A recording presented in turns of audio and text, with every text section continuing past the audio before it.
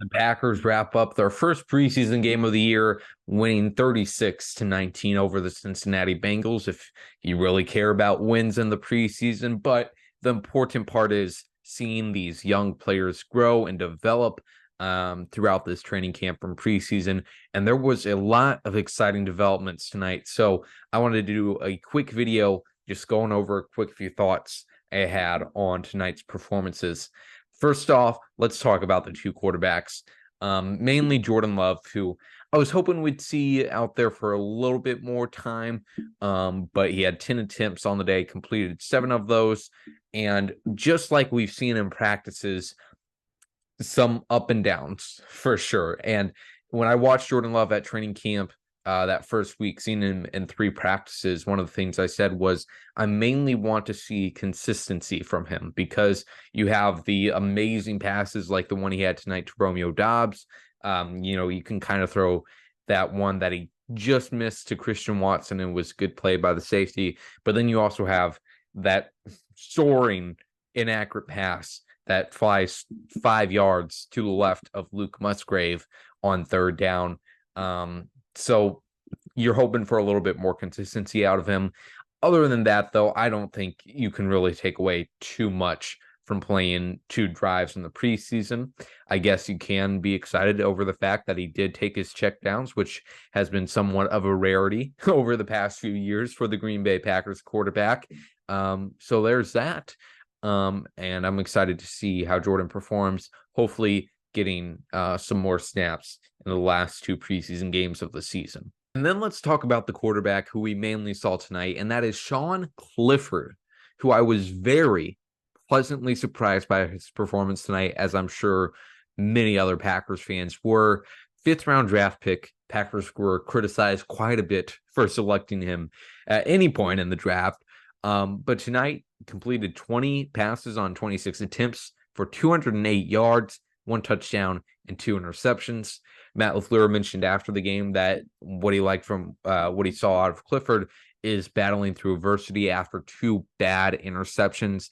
And, on those 2 interceptions, the protection was terrible, but also Clifford probably should have just held onto the ball or threw it away instead of trying to force something to happen. But, same thing with Clifford, had some bad passes in there, but man, he had some zip on his ball, had a really accurate pass to, it was like only 5-10 yards to Tyler Davis, but a lot of good throws from Sean Clifford, a lot to like there.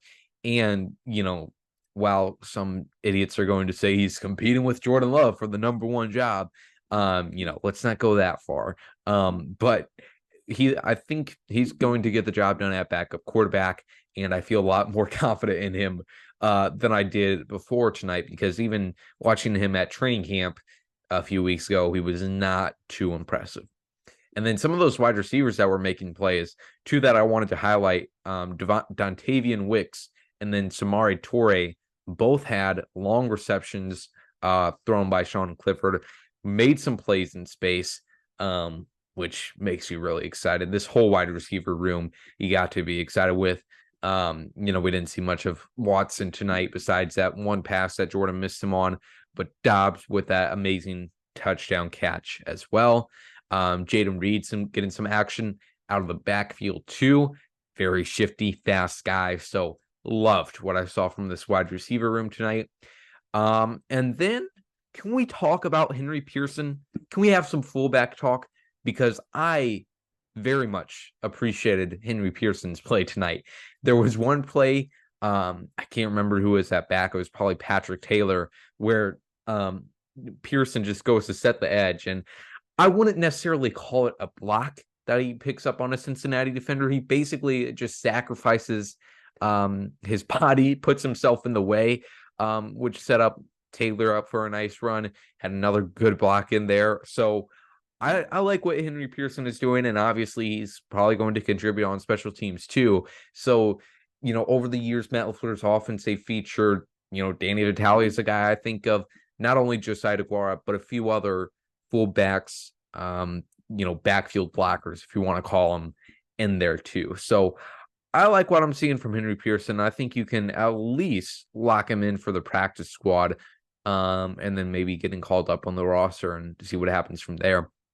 One of the last offensive player I wanted to mention was Emmanuel Wilson, who I did not expect to see much from tonight. I didn't see too much of him at training camp practices, but tonight he really shined. Finished tonight with 6 carries, going for 111 yards and 2 touchdowns.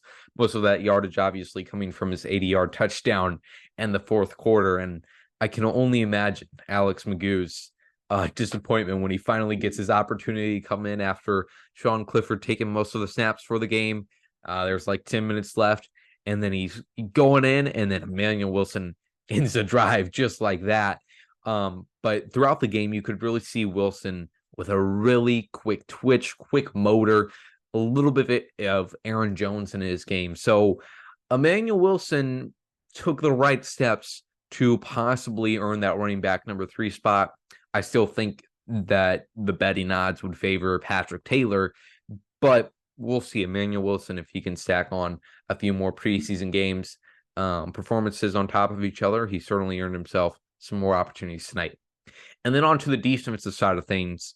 Carrington Valentine, the hype on him is real. It is legit. He is a physical playmaker. That interception he had was more so being in the right place at the right time, but it was still a very athletic catch from him. Seemed like the Bengals offense early on with Jake Browning tried to target him quite a few times, and he wasn't letting that happen. He was getting his hands in there, had a few deflections. So I really like what I saw from Valentine, and I think you can write him in pretty much as the cornerback number 4. Me and Big B were talking in our episode that we did this week that the cornerback room, besides your top 3 guys, it's pretty much wide open because of Eric Stokes recovering from that injury still. So interesting to see what opportunities will arise for Carrington Valentine, 7th round draft pick. And then 7th round draft pick from last year's draft, Jonathan Ford looked really nice tonight. Okay, he was pushing some defenders. He was an issue there on the defensive line, really big body in there. Still a long way to go, obviously, with him. But again, something that I just gained a little bit more confidence and security in after his performance tonight for some potential defensive line depth. Another defensive tackle that I really liked from some limited snaps that we saw, Devontae Wyatt. You saw in that drive early on where the Bengals were backed up against their own end zone. And this was a screenplay, but Devontae Wyatt really quick to the quarterback, even at however big he is, 300 plus pounds, he still runs sub 5 speed, which is just nuts. So really hoping to see his athleticism showed off in this season. And then what else is there to talk about on the defensive side of the ball? I think that's all the players I wanted to highlight there. And then special teams, I have nothing else to say besides Anders Carlson. I'm a little bit worried about you, bud. Okay. We saw in training camp him struggling. I think on the last day that I was there a few weeks ago, he missed like all 7 of them and then maybe made a 20-yard cheap shot. And then tonight we get into it. He had a good performance at family night. We get into tonight. He makes like his first 3 or 4 extra points and field goals. And then after that, he has 2 to end it off that are just far right. So it's a little concerning right now. We'll see if the Packers want to add anybody to there, have a little bit of a competition. And I'm surprised they haven't yet, because even with the last few years with Crosby on the team, they've had 2 kickers in training camp. So a little bit surprised that they put their full faith in Anders Carlson, but that could obviously change as the preseason goes on. To end it off, I just wanted to highlight a few injuries that happened throughout the game. First off, you had Tyler Davis, who kind of took a hit to the shins, got flipped on himself late in the game. Matt LaFleur does say that it's going to be a serious injury, which is tough to see because Tyler Davis was the veteran in that room. So, I know he's gotten a lot of flack from fans, but would have been a contributor on offense. So that's tough to see Tyler Davis go down.